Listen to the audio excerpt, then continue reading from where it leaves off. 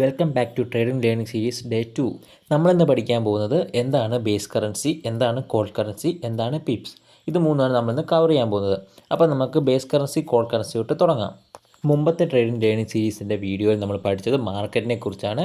അപ്പോൾ അത് നമ്മൾ പറഞ്ഞിരുന്നു 3 ടൈപ്സ് ഓഫ് മാർക്കറ്റിനെ കുറിച്ച് നമ്മൾ പറഞ്ഞിരുന്നു. മേജറായിട്ടുള്ള markets, stock market, forex market, crypto market. അപ്പോൾ നമ്മളിത് ഫോക്കസ് ചെയ്യാൻ പോകുന്നത് ഫോറക്സ് മാർക്കറ്റിനെ കുറിച്ചാണ്.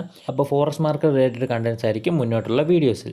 ഓക്കെ, അപ്പോൾ ഫോറക്സ് മാർക്കറ്റിൽ നമ്മൾ ട്രേഡ് ചെയ്യുന്നത് കറൻസി പെയറുകളാണ്. ഞാൻ ഓൾറെഡി പറഞ്ഞു കഴിഞ്ഞു. അപ്പം നമുക്ക് ട്രേഡ് ചെയ്യാൻ വേണ്ടി 2 കറൻസികൾ വേണം. അപ്പോൾ ഞാനിവിടെ ഉദാഹരണത്തിന് എടുത്തിരിക്കുന്നത് യൂറോ USD കറൻസി പെയറാണ്. ഞാൻ ഓൾറെഡി പറഞ്ഞിരുന്നു നമ്മൾ ഫോറക്സ് മാർക്കറ്റിൽ ട്രേഡ് ചെയ്യുന്നത് 2 കറൻസികളുടെ വ്യത്യാസത്തെയാണ്, അല്ലെങ്കിൽ അതിൻ്റെ ഡിഫറൻസിനെയാണ് എന്ന്. അപ്പോൾ നമ്മൾ യൂറോ USD കറൻസി പെയർ എടുത്തു കഴിഞ്ഞാൽ അത് യൂറോ ആയിരിക്കും USD ആയിട്ട് താരതമ്യം ചെയ്യുന്നത്.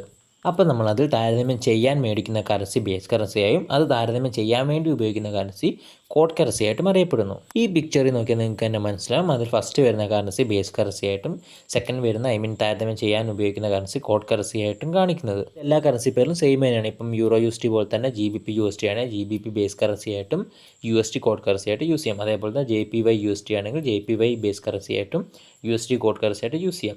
അതേപോലെ തന്നെ GBP JPY ആണെങ്കിൽ പോലും GBP ഫസ്റ്റ് കറൻസിയാണ്, GBP ബേസ് കറൻസി ആയിട്ടും JPY കോഡ് കറൻസി ആയിട്ടായിരിക്കും നമ്മൾ ഉപയോഗിക്കുന്നത്. അപ്പോൾ നിങ്ങൾക്ക് ബേസ് കറൻസി എന്താണ്, കോഡ് കറൻസി എന്താണ് ക്ലിയർ ആയെന്ന് വിചാരിക്കുന്നു.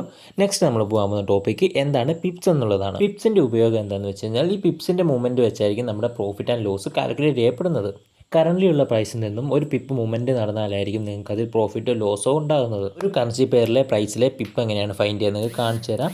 നിങ്ങൾ ഇത് നോക്കിക്കഴിഞ്ഞാൽ എക്സാമ്പിളായിട്ട് യൂറോ USD എടുത്തു കഴിഞ്ഞാൽ യൂറോ USDൻ്റെ പോയിന്റ് നിങ്ങൾ നോക്കുക 1.12345 ആണ്. അതിൽ 5 അഞ്ചാമത്തെ ക്യാരക്ടർ ആയിരിക്കും, അല്ലെങ്കിൽ അഞ്ചാമത്തെ പ്രൈസ് ആയിരിക്കും ആ കറൻസി പെയറുടെ പിപ്പ് എന്ന് പറയുന്നത്. അതേപോലെ USD/JPY എടുത്തു കഴിഞ്ഞാൽ 12345 നിങ്ങൾക്ക് കാണാൻ പറ്റും. ആ അഞ്ചാമത്തെ ഡിജിറ്റ് ആയിരിക്കും അതിൻ്റെ പിപ്പ് എന്ന് പറയുന്നത്.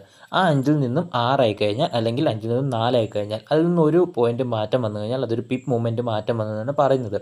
അതേപോലെ തന്നെ 5ൽ നിന്നും 15 ആയി കഴിഞ്ഞാൽ 10 പിപ്പ് മൂവ്മെൻറ്റ് മാറ്റം വന്നു എന്നും പറയും. അപ്പോൾ നിങ്ങൾക്ക് എന്താണ് പിപ്പെന്നും അതെങ്ങനെയാണ് മാറുന്നതെന്നൊക്കെ മനസ്സിലായെന്ന് വിചാരിക്കുന്നു. ഇത് നിങ്ങൾക്ക് കുറച്ചുകൂടെ ക്ലിയർ ആണെങ്കിൽ നിങ്ങൾക്ക് ലോഡ് സൈസുമായിട്ട് കണക്ട് ചെയ്യണം. എന്നാലേ നിങ്ങൾക്ക് ഇതിൻ്റെ എങ്ങനെയാണ് പ്രോഫിറ്റ് ആൻഡ് ലോസ് വരുന്നതെന്നൊക്കെ മനസ്സിലാവുകയുള്ളൂ. അത് ഞാൻ നെക്സ്റ്റ് വീഡിയോയിൽ പറയുന്നതായിരിക്കും. ഇതിനെ നിങ്ങൾ വലിയ കോംപ്ലിക്കേറ്റഡ് ആക്കുകയൊന്നും വേണ്ട. വരുന്ന വീഡിയോസിലൂടെ നമുക്ക് ഇതെല്ലാം ഫെമിലിയറായി മാറുന്നതായിരിക്കും.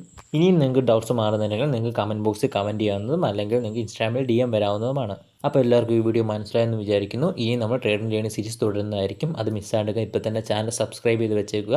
സോ നെക്സ്റ്റ് ഒരു വീഡിയോയിൽ കാണുന്നവരെ ബൈ.